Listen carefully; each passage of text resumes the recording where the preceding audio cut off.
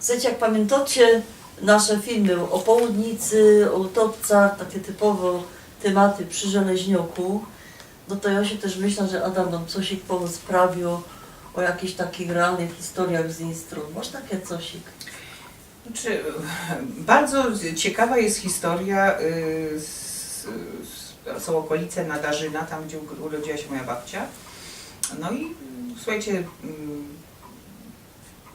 stare dzieje jeszcze sprzed I wojny światowej to się wszystko działo. Kiedy była dziewczyna, wydano ją za mąż. Ten mąż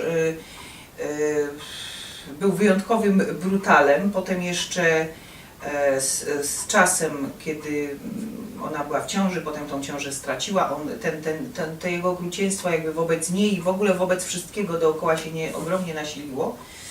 No i zdarzył się taka sytuacja, to powiedzmy, że ktoś wracał przed tym mężem z jakiegoś tam targu i mówi do niej: ty lepiej chyba powinnaś z domu uciekać, bo jemu na targu jednego konia ukradli. On jest tak wściekły, a ona rzeczywiście była straktowana w straszny sposób przez niego. No i wyobraźcie sobie, że ona po prostu uciekła z domu do lasu. I widzieli ją, że ona biegła w tym kierunku. I co ciekawe, nigdy nie wróciła. Więc było takie podejrzenie, że ona mogła, ona mogła gdzieś tam zabłądzić. Poza tym tam był taki obszar dosyć spory, bagnisty. I ona nigdy z tego lasu nie wróciła. Nie wiadomo, czy ona się, nie daj Bóg, zabiła w tym lesie, czy po prostu ją spotkała jakaś przykra przygoda. Nigdy się nie odnalazła.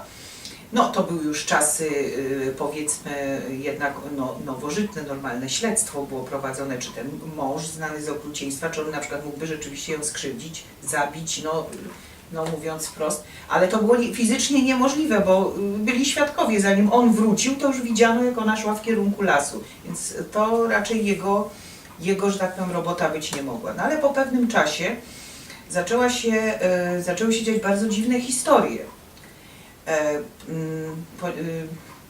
Był tam taki leśniczy, który też za kołnierz, że tak powiem, nie wylewał. No i on kiedyś wpadł tam do takiej gospody, przerażony, siny, zielony i padł tam, bo tak mówili świadkowie, przed krzyżem i przysięgał, że już nigdy alkoholu do ust nie weźmie i tak dalej. Oni nie wiedzieli, co się dzieje, a on w końcu powiedział, że on tą, Boże, jak ona miała na imię, patrz, teraz zapomniałam, ale trzeba, Marianna, tak, że on widział Mariannę i Marianna go złapała za włosy i wciągała go w bagno. I od tego czasu tam się kilka razy powtórzyły takie sytuacje, że właśnie byli atakowani ludzie, no mężczyźni po prostu, no którzy, i nie powiem, żebym współczuła, trudno, znani albo właśnie z okrucieństwa, albo z takiego złego traktowania swoich żon, dzieci, jeździli przez ten las i tam opowiadali różne historie. No ale do czego zmierzam? Otóż moja babcia była dużo młodsza od swojego rodzeństwa, no i kiedyś tak się zdarzyło, że ten ojciec babci gdzieś tam się przerobił i bardzo go bolały plecy. I ta siostra poszła przez ten, piękny dzień był, poszła przez ten las do takiej, no powiedzmy, takiej znachorki, zielarki. Ona mieszkała w takiej dolince, tam trzeba było przejść przez las, była dolinka. I ta znachorka tam różne maści robiła, przecudowne zresztą w działaniu. No i tak się stało, że ona kiedy wracała, zrobiło się ciemno. Nagle, wiesz, jeszcze to nie był ten moment, gdzie już pada, ale zrobiło się bardzo nieprzyjemnie w tym lesie, mimo że one go doskonale znały. To była chwila, zanim ona do tego domu dotarła z powrotem. No i doniosła tą maść, właśnie twierdziła, że ona spotkała to już mówimy tu o historii, jakieś minęło od tego wydarzenia z 80 albo i 100 lat, od kiedy gdzieś zaginęła w tym lesie ta kobieta. No i ona twierdziła, że ona ją widziała. Mało tego, że ona ją wyprowadziła z tego lasu, że ona szła obok niej, tylko w tej gęstszej części, tak, nie tą wydeptanym traktem, tylko w tej mniej uczęszczanej części i pokazywała, machała do niej.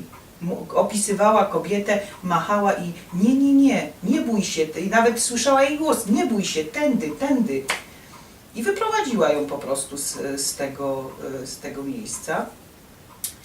Zresztą wiesz, myślę, że takich i tu na Śląsku też są różne historie i czasami mam wrażenie, że rzeczywiście istnieje taka możliwość i wiele na to zresztą wskazuje, że ludzie, którzy w jakichś dramatycznych okolicznościach kończą życie w jakimś miejscu, a są dobrymi ludźmi, to zostają, żeby ostrzegać.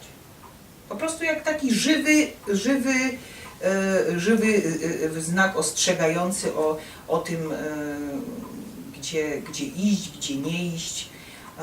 Wiele jest takich i w górach, i w takich miejscach, gdzie człowiek troszeczkę jest taki, cóż, bezradny wobec siły przyrody. Wiele jest przecież takich opowieści, że pokazuje się mnich w górach.